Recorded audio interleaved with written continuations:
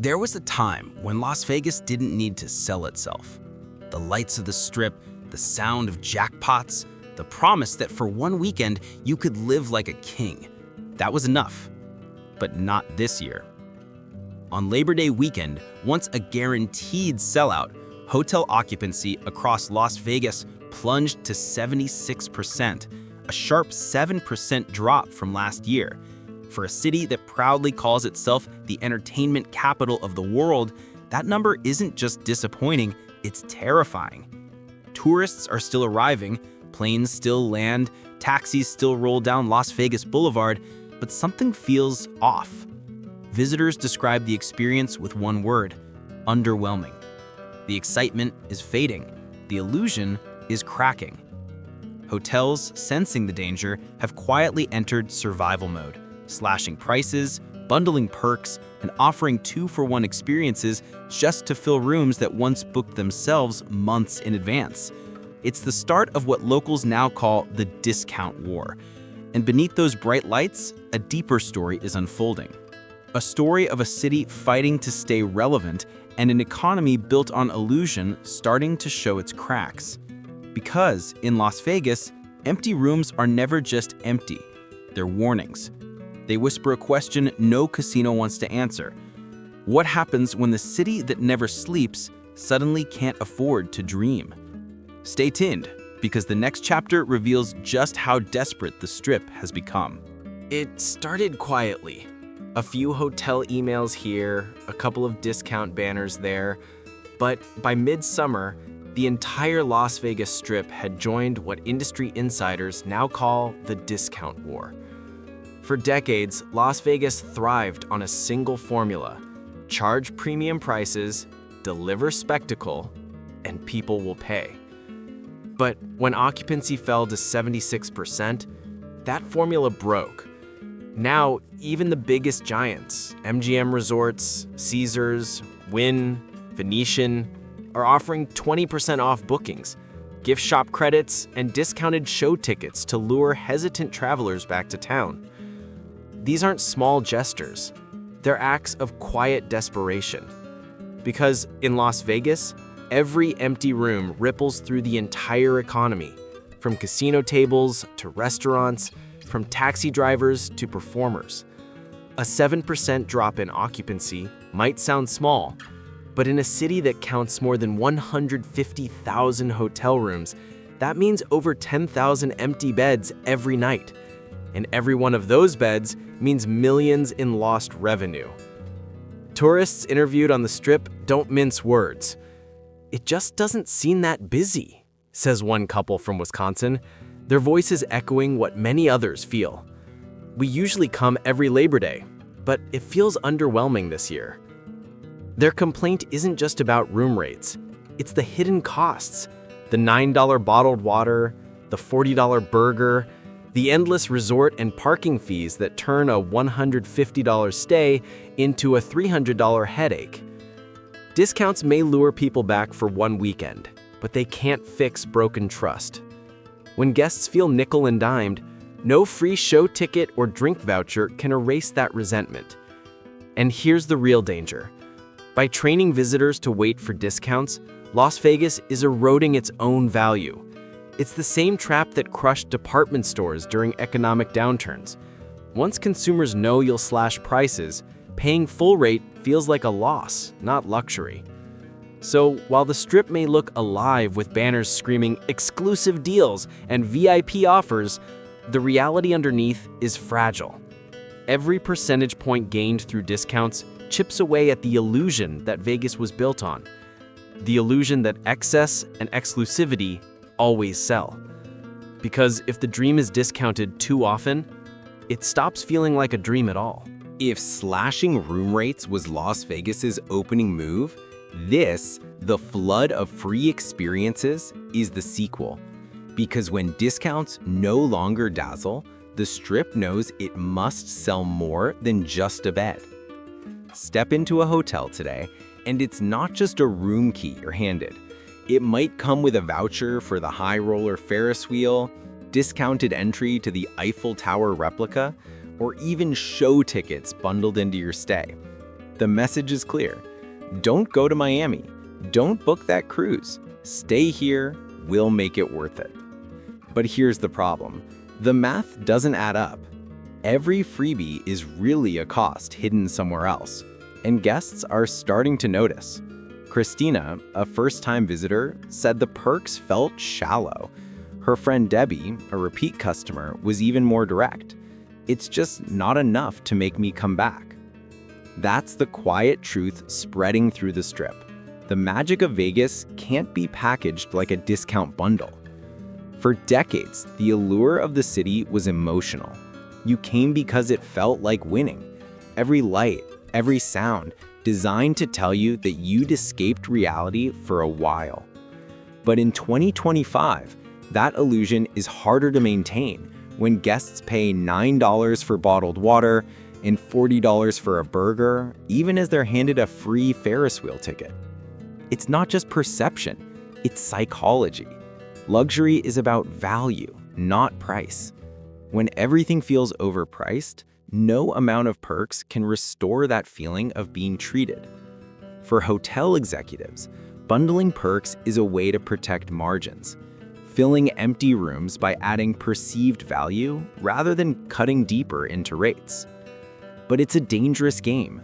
Those comped show tickets and free attraction passes still come out of someone's pocket. And when thousands of seats are given away, once profitable attractions turn into loss leaders. More importantly, it chips away at something intangible: exclusivity. The more things are given away, the less special they feel. Las Vegas once sold dreams. Now it's selling coupons for them. And that reveals the city's deeper identity crisis. The Strip isn't just fighting to keep rooms full, it's fighting to keep its story alive. Because if Vegas loses its sense of value, its story of anyone can feel like a winner fades into something colder. Everyone's just getting a deal. As one industry analyst put it, when a luxury city starts giving things away, you know the confidence is gone. The irony? These freebies were meant to bring the magic back. Instead, they've exposed how fragile that magic really is. Step inside a Las Vegas hotel today, and you'll notice it immediately. Fewer faces, more machines. The front desk that once had 5 smiling attendants now has 2 kiosks. The bar that used to buzz with chatter now hums with the sound of a robotic arm shaking cocktails. And unless you specifically ask for it, housekeeping won't visit your room at all. It looks like bad luck, but it isn't. It's policy. With tourism slowing and wages rising, hotel chains have quietly shifted from being service-driven policies to cost-cutting machines. The goal is simple: protect profit, even if it means stripping away the personal touch that once defined the Vegas experience. For decades, visitors didn't come just for cheap buffets and neon lights. They came for the feeling that service was part of the show. Dealers remembered your name, bartenders your drink, and housekeepers left towel swans folded with care. That warmth, that human touch, was part of the illusion that made Vegas feel alive. Now, that illusion is fading. A 7% drop in occupancy might seem manageable, but in business terms, it's catastrophic. Thousands of empty rooms mean millions lost. To survive, hotels are cutting labor faster than ever, embracing automation and outsourcing anything that can be digitized. Check-in, mobile app. Room key, smartphone QR code. Bartender, a robot arm with LED eyes. To executives, the math makes sense. Every eliminated position keeps the balance sheet green. But to guests, the trade-off feels cold. The city that once made you feel like royalty now feels more like a self-service terminal with flashing lights. And it's not just about emotion, it's about experience. When fewer staff are on duty, lines grow longer. A Wisconsin couple interviewed last summer said they waited 25 minutes to check in. It didn't feel like Vegas anymore, the husband admitted. It felt like an airport. That single quote captures the crisis perfectly. Because for Las Vegas, hospitality isn't decoration, it's identity. And when a city built on human warmth replaces smiles with screens, it loses something no amount of neon can replace. Yet, the irony is unavoidable. These cost-cutting measures are keeping the lights on. They're not about greed, they're about survival. Executives are buying time, hoping automation can bridge the gap until demand rebounds. But here's the danger. A city known for fantasy and indulgence is slowly turning into one run by algorithms and efficiency. And the more automated it becomes, the less magical it feels. Because no robot, no matter how advanced, can replicate the feeling of being remembered, welcomed, and cared for.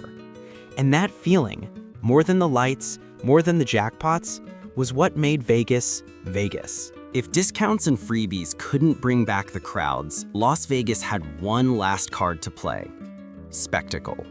And in true Vegas fashion, it's playing it big. In the past few years, the Strip has transformed into a stage for mega events.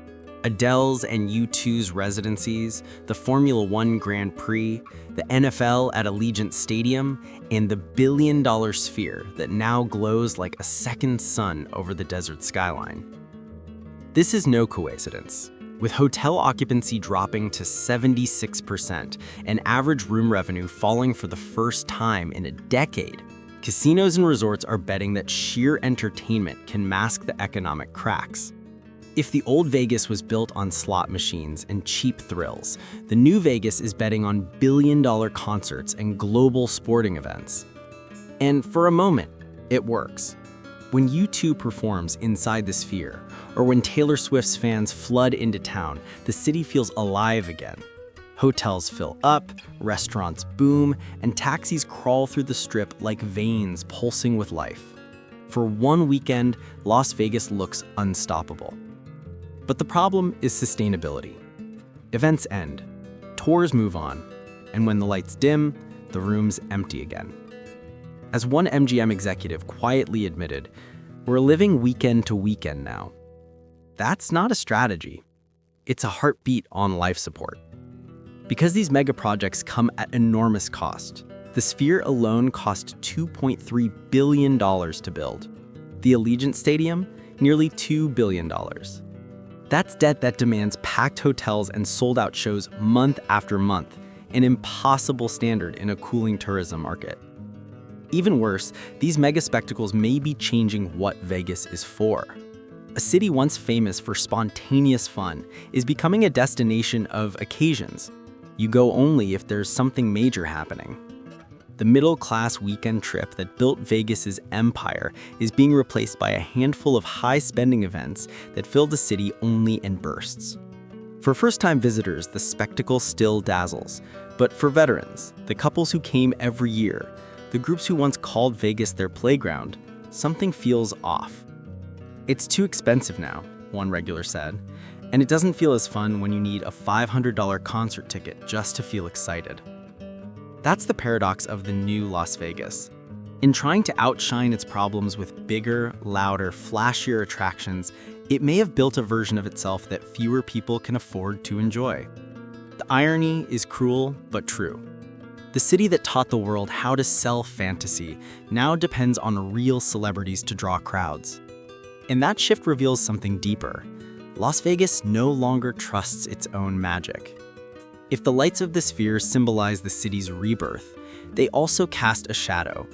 The shadow of a city gambling not just with money, but with its identity. For decades, loyalty was Las Vegas's secret weapon. You didn't just gamble for fun, you gambled for points. Every dollar spent on the Strip turned into rewards. Free rooms, buffets, show tickets, maybe even a limousine pickup if you played enough. It was simple, emotional, and effective. The city built an entire ecosystem around the idea that the house takes care of you. You weren't just a guest, you were part of the Vegas family. But then came the nickel and diming era. Resort fees, parking charges, convenience add-ons, all the little costs that made customers feel like they were being tricked rather than treated. And loyalty began to crumble. Now, with occupancy falling and competition rising, Vegas hotels are scrambling to rebuild that trust, relaunching their loyalty programs like brands fighting for survival. Caesars offers 20% discounts for early bookings. MGM dangles gift shop credits, veteran perks, and holiday reward points. Others have gone further, letting guests use their loyalty balance to pay for Eiffel Tower tickets, high roller rides, or even spa visits. The message is clear: come back and we'll make it worth your while. But here's the catch: it's not working the way they hoped. Repeat visitors, the backbone of Vegas tourism, are unconvinced. Christina, a first-timer, shrugged at the offers. Debbie, who's been visiting for 10 years, said, "They're nice, but not enough to make me come back twice a year." That hesitation is deadly, because loyalty isn't built on discounts, it's built on emotion. And emotion, once lost, is the hardest thing to buy back. Worse, these programs are expensive. Every free credit costs the casino real money. If offers go too far, profit margins evaporate. If they're too stingy, customers don't care. Vegas now walks a tightrope, offering just enough to look generous, but not enough to fix what's broken. Some analysts call it bribery marketing, paying people to love you again. But love doesn't return that easily, especially not when guests still face $40 burgers, $9 water bottles, and self-checkout bars instead of smiling bartenders. In the end, the loyalty reset isn't about points, it's about reputation repair. Vegas wants to remind visitors that the house still cares, but until this strip feels like it used to, warm, indulgent, alive, no amount of rewards will bring the magic back. Because true loyalty isn't earned through perks, it's earned through trust. And right now, trust is the one thing money in Las Vegas can't buy. Ask any tourists what frustrates them most about Las Vegas in 2025, and they'll give you the same answer. Everything's too expensive. Not the blackjack tables, not the show tickets, but the basics. A $40 burger, a $9 bottle of water, and a $25 parking fee just to spend money inside a casino. For decades, Las Vegas built its empire on the promise that anyone could feel like a high roller for a weekend. You didn't need to be rich, you just needed to show up. That was the secret formula: accessibility disguised as luxury. But that illusion has shattered. Today, a budget weekend in Vegas easily costs over $1,000 once you add up flights, fees, and meals. And for the millions of middle-class travelers who once fueled the city's energy, that's no longer worth it. The data tells the story.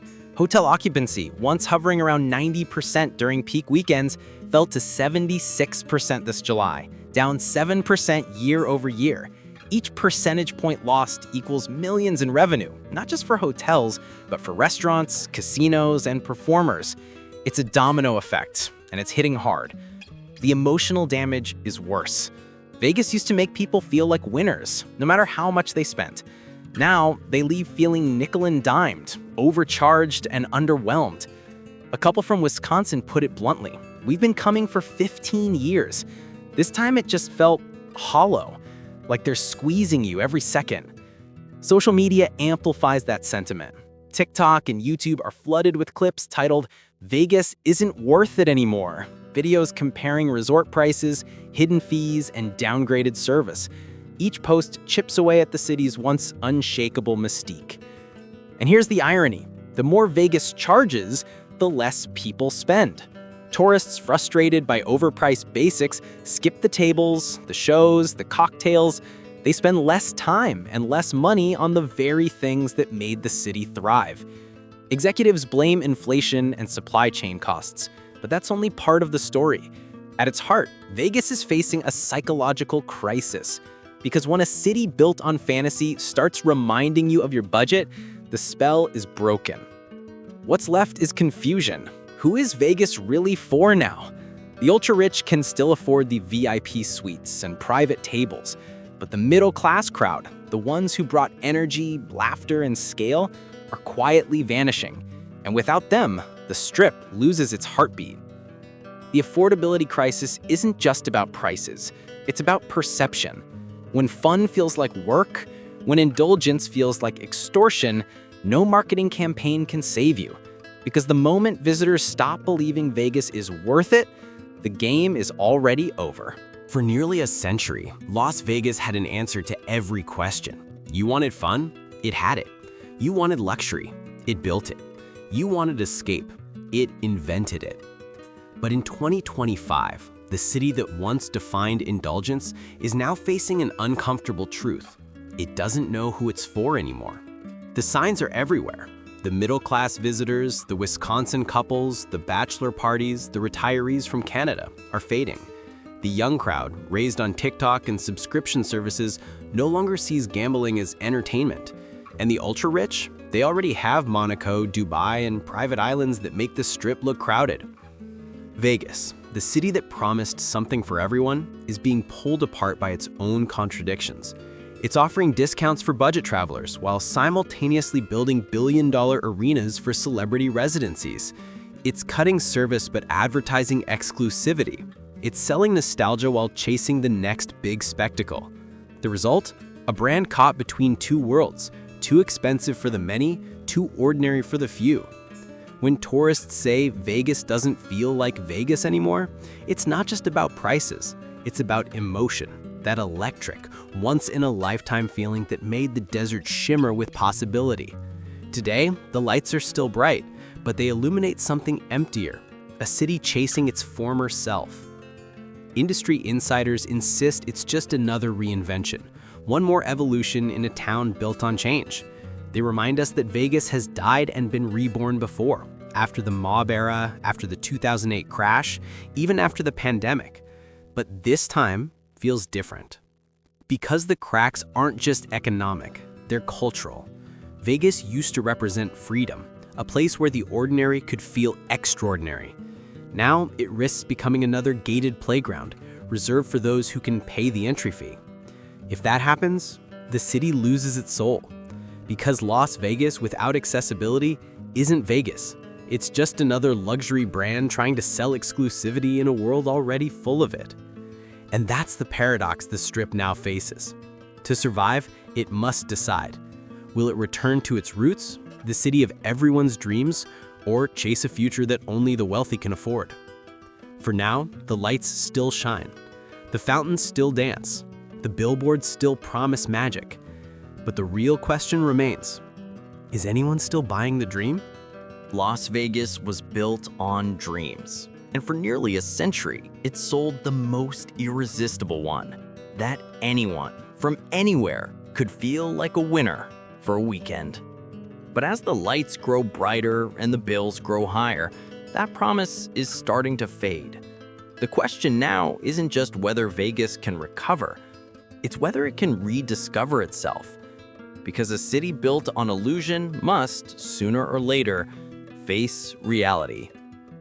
So what do you think? Is Las Vegas still the city of dreams? Or has it become a monument to excess? Drop your thoughts in the comments. And if you want more deep dives into the hidden truths behind America's most iconic cities, don't forget to like, subscribe, and ring the bell. Because here on City Exposed, we uncover the cities you think you know and show you the secrets they try to hide. Las Vegas was built on dreams. And for nearly a century, it sold the same promise, that anyone could feel like a winner for a weekend. But as the lights shine brighter and the bills climb higher, that promise is fading. Can Las Vegas rediscover itself, or has the magic gone for good? Tell us what you think in the comments. And if you want more deep dives into the hidden truths behind America's most iconic cities, hit like, subscribe, and turn on the bell. Here on City Exposed, we reveal the cities you think you know and the secrets they try to hide.